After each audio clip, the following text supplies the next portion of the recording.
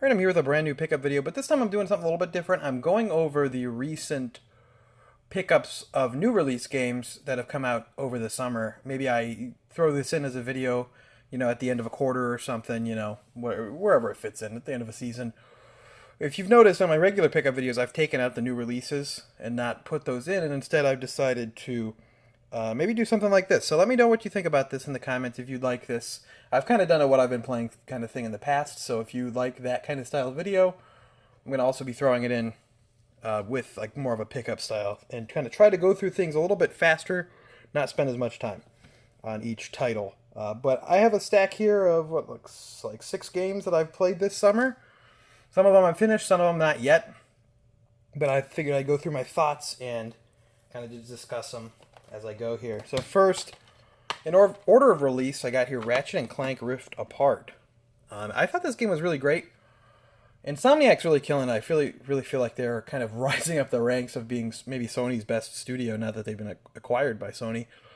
And I had a lot of fun with this game. I know a lot of people had some problems with mainly the story, which I'm going to be honest, I don't really care about the story in Ratchet and Clank. I have to admit, though, it was not as funny as previous Ratchet and Clank games have been. I've not played every Ratchet and Clank game. I've missed a lot of them on like the PS3. But most recent I played was the PS4 game, and I remember that game being a lot more funny. But this game looks great.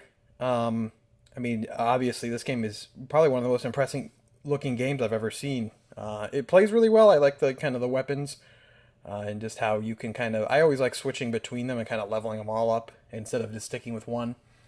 I just thought it was a great time. Like I said, though, I kind of thought whatever about the story. I kind of thought whatever about the writing, which is a little bit different than previous games. But I really did enjoy what I played of this one.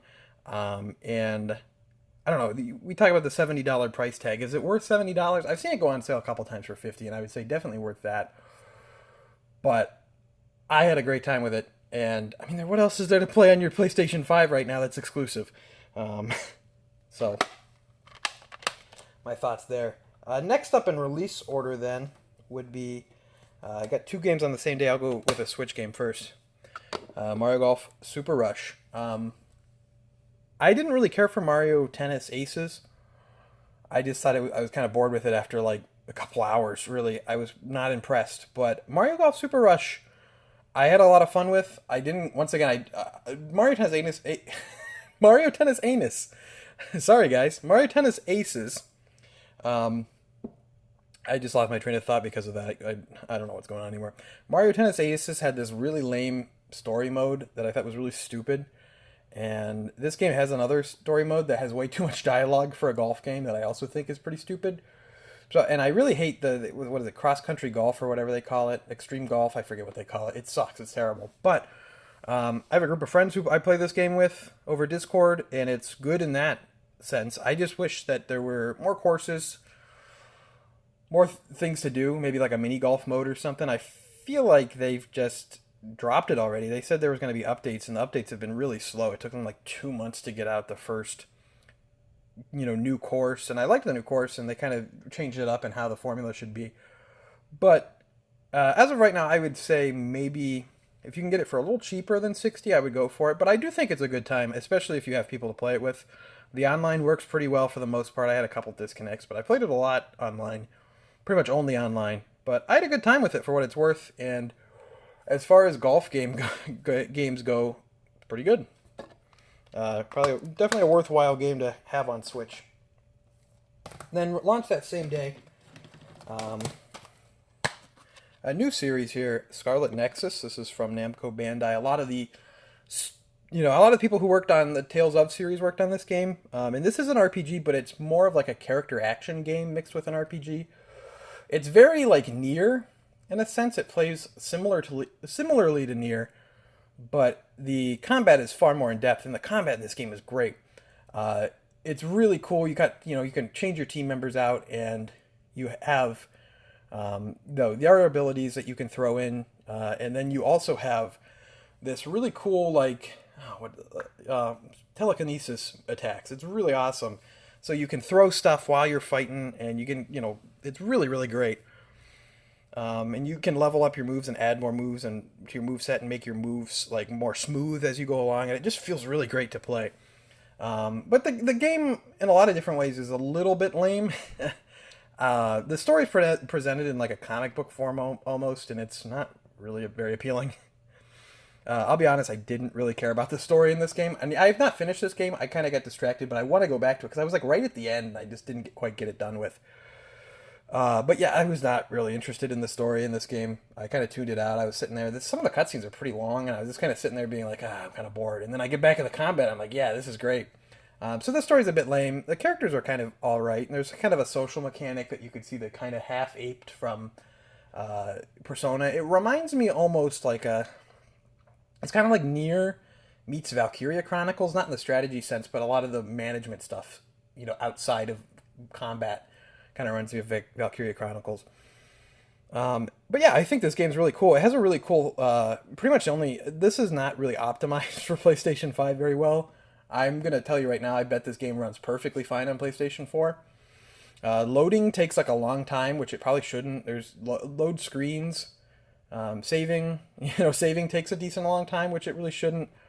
It's really not, it doesn't really feel like a PlayStation 5 game, despite, running natively on the PlayStation 5, so I'm not sure what's up with that. But it does have a really cool thing with the adaptive triggers, where the adaptive trigger is harder to push down when you have your psychokinesis, level, where you can throw stuff around. But as soon as you don't have enough to throw something around and you have to wait for it to recharge, it just goes flat. So you just go flat down on the trigger.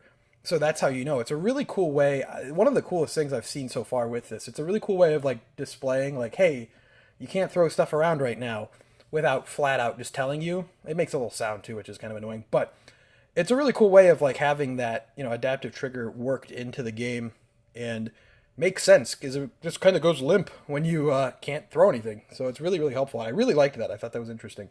But really cool game overall, even if the story's a bit lame. Combat is really, really good, and it just feels great. It doesn't get old, and I would recommend it. Especially, I think you can now get it for maybe $35 or so. It came out in June, so price has definitely dropped on that one a bit, and I would recommend checking it out. I'm sure maybe do your research first, but I'm sure it runs perfectly fine in PlayStation 4. It definitely doesn't feel like it's meant to be a PlayStation 5 game. And it's also on Xbox One and the Xbox Series consoles as well. Next up here is Legend of Zelda Skyward Sword. I was never a huge Skyward Sword fan. I was pretty disappointed, actually, when it first came out. I was never a huge fan of it, and my opinion's kind of softened on it over the years. And then I was like, I would really like to play that game. I really would like, them to do an HD remaster like they did for Wind Waker and Twilight Princess. And it was pretty obvious they were going to do one. 10 years after Wind Waker, they did Wind Waker HD. 10 years after Twilight Princess, they did Twilight Princess HD, and now 10 years after Skyward Sword, they did Skyward Sword HD. And it feels crazy that this game is 10 years old, because I remember going to the store and buying it the day it came out, back when Nintendo games came out on Sundays. But my opinion softened. I think this is a very good version. They brought back Tantalus, who did the Twilight Princess HD, and they also made the game Funky Barn, which is an all-time classic. But I have a higher opinion of this game now. I played it without motion controls, and I know a lot of people like the motion controls. I just don't really want to play like that, I'm going to be honest. So that was my thing with it. But I think this game is really great in a lot of aspects. It has, as far as the Zelda game goes, it has a lot of high highs, and then it has very low lows. Like, you're walking out of, some of the best Zelda dungeons, and then you're just bombarded with some horrible, escort mission with a robot, or you're going to search for the little tadtones underwater and swimming around for a half hour. In that aspect, I don't really like it. It feels like every great thing they do, they also have to cancel it out with something that's not so great. But I would say that this game is still overall really good, and it's kind of funny. I mean, this game was pretty high budget on the Wii when it came out for Nintendo. It was pretty high production values, but it doesn't have voice acting, which just feels weird. Especially coming from a game like this in 2011. I mean, you think Uncharted 3 came out the same month as this, and Skyrim and a lot of stuff. It feels weird without voice acting, but it honestly, it really holds up visually. graphically, it looks really great for a Wii game being brought over to HD. They did a great job with this port. I think it's a great port. 60 frames, always nice. Should it be $60? I don't know. I remember buying the Skyward Sword on Wii with the Zelda remote. I think it was 70 or 80 for the bundle, and now it's like 80 for the Joy Cons, and then you get this, and then you get the amiibo. So I don't know. That's up to you to really decide. But as far as this game goes, I've definitely have a higher opinion of it now than I did. I still don't really count it among one of my favorite Zeldas, but I would definitely defend it from the people who try to say it's trash or something, because it's not. It's a good game. It has its problems. It has some interesting decisions and some low lows, but it's a good game. Moving on to probably one of my shames right now. Everyone on this channel probably knows I'm a huge Ace Attorney fan. I got Great Ace Attorney Chronicles here, so it's sealed. I got it on PlayStation 4 because I want it for the trophies and everything. But I'm obviously a collector, especially an Ace Attorney collector, so I wanted to have the physical copy. They did not make a physical copy for PlayStation 4, so I figured I'd just buy the Switch version, keep it sealed. It's kind of a big deal that we're even getting a physical version of this at all. If anyone remembers, Ace Attorney 5 and 6, when they were brought over on the 3DS, did not get a physical copy in any way. When it came to the United States, I have Japanese physical copies for those games. So it's kind of a big deal that we got a physical copy of this game at all. And I hope it sold well, because I've not finished the first game of this. There's two games. The first game was released in 2015 in Japan only, and then the second game was released in 2017 in Japan only. And this was a big deal getting these games because it felt like they were never going to come out. Capcom didn't seem to want to localize them. And I've been working through them slowly. August was kind of a weird month for me. It was kind of busy, and I would every time I sat down to play the game, then I would be like, my mind's kind of distracted on something else now. So I'm only in I'm in the fourth case, kind of working through it slowly. So please no spoilers or anything like that. But what I've played, I think it's really great. It looks visually really nice from a 3DS, upscale, a 3DS port to HD consoles. Visually, it looks great. And I really hope that they do the same thing with Ace Attorney 5 and 6. Because those games are really cool as well. I really like those ones.